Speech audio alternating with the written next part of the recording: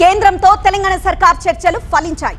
Metro phase 1 valuation కు phase 2 విస్తరణకు consultant గా ఎస్బీఐ క్యాప్స్ ను నియమించింది ప్రభుత్వం. ఈ నివేదిక ఆధారంగా మెట్రోపై ముందుకు వెళ్లనుంది కేంద్రం. సమన్వయ సభ్యులుగా కేంద్ర రాష్ట్ర అధికారులను నియమించనుంది. మెట్రో విస్తరణకు కేంద్ర మంత్రి కిషన్ రెడ్డి అడ్డు అన్నారు ముఖ్యమంత్రి రేవంత్ రెడ్డి. భూముల వేలం విషయంలో ఎస్బీఐ తీరుపై తీవ్ర అభ్యంతరం వ్యక్తం చేశారు ముఖ్యమంత్రి.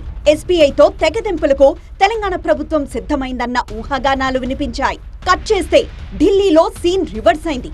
తెలంగాణ సీఎం రేవంత్ రెడ్డిని కేంద్ర మంత్రుల దగ్గరికి తీసుకువెళ్లారు కిషన్ రెడ్డి. కేంద్రంతో సీఎం జరిపిన చర్చలు ఫలించాయి. మెట్రో కన్సల్టెంట్ గా ఎస్బీఐ క్యాప్స్ ను నియమించడం ఆసక్తికరంగా మారింది. సీఎం రేవంత్ రెడ్డి ఢిల్లీలో వరుసగా కేంద్ర మంత్రులను కలిశారు. సోమవారం రైల్వే శాఖ మంత్రి అశ్విని వైష్ణవ్ తో చర్చలు జరిపిన ముఖ్యమంత్రి మంగళవారం కేంద్ర పట్టణ వ్యవహారాల శాఖ మంత్రి మనోహర్ లాల్ ఖట్టర్ తో 40 నిమిషాల పాటు సమావేశమయ్యారు. ఈ 2 సమావేశాల్లో కేంద్ర మంత్రి కిషన్ రెడ్డి కూడా పాల్గొన్నారు. కేంద్రంతో ముఖ్యమంత్రి జరిపిన చర్చలు ఫలించాయి. మెట్రో విస్తరణ, నిధుల సమీకరణ, కేంద్ర రాష్ట్ర ఉమ్మడి భాగస్వామ్యంపై ఏకాభిప్రాయానికి వచ్చారు.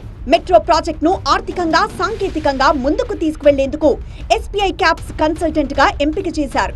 మెట్రో ఫేజ్ 1 వాల్యుయేషన్ పై, ఫేజ్ 2 విస్తరణపై ఈ సంస్థ నివేదిక ఇవ్వనుంది.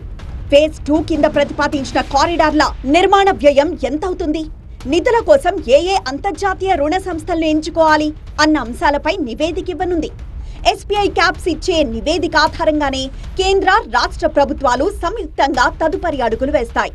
ఈ ప్రక్రియను వేగవంతం చేసేందుకు సమన్వయ కమిటీ ఏర్పాటు చేసింది. కేంద్ర ప్రభుత్వ అధికారితో పాటు తెలంగాణ మున్సిపల్ ప్రత్యేక కార్యదర్శి సమన్వయం చేసుకుని ప్రక్రియను స్పీడప్ చేస్తారు. సీఎం రేవంత్ రెడ్డి 2 లేఖలు రాయడంతో మెట్రోపై కేంద్ర మంత్రులతో భేటీ ఏర్పాటు చేశానన్నారు కేంద్ర మంత్రి కిషన్ రెడ్డి.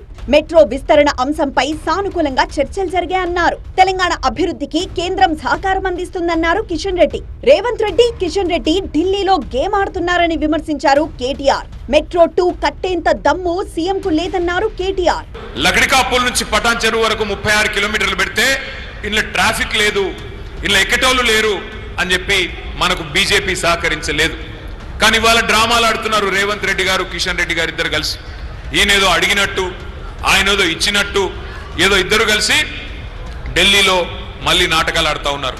ఒకటి మాత్రం నేను మీకు పక్కా చెప్తా ఉన్నా, మళ్ళీ మెట్రో పట్టాలు ఎక్కాలి అంటే 2028లో కేసీఆర్ తిరిగి రావాల్సిందే.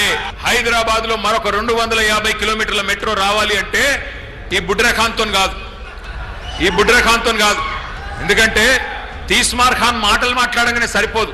ఆయన అన్నదమ్ములకో, ఆయన బావమరిదికో, ఆయన అల్లునికో కట్టబెట్టడానికే ఆ 280 ఎకరాల భూముల మీద కన్నేసిండు. కాబట్టే ఇవాళ ఆ మెట్రోని స్వాధీనం చేసుకొని 14,000 కోట్ల భారం ప్రజల మీద రుద్ది ఆ భూములను అమ్ముకొని తనకు కావలసిన వాళ్ళకు కట్టబెట్టే ప్రయత్నంలో రేవంత్ రెడ్డి ఉన్నాడు. మరోవైపు మెట్రో విషయంలో ముందుకే తప్ప వెనకడుగు వేసే ప్రసక్తే లేదంటున్నారు కాంగ్రెస్ నేతలు.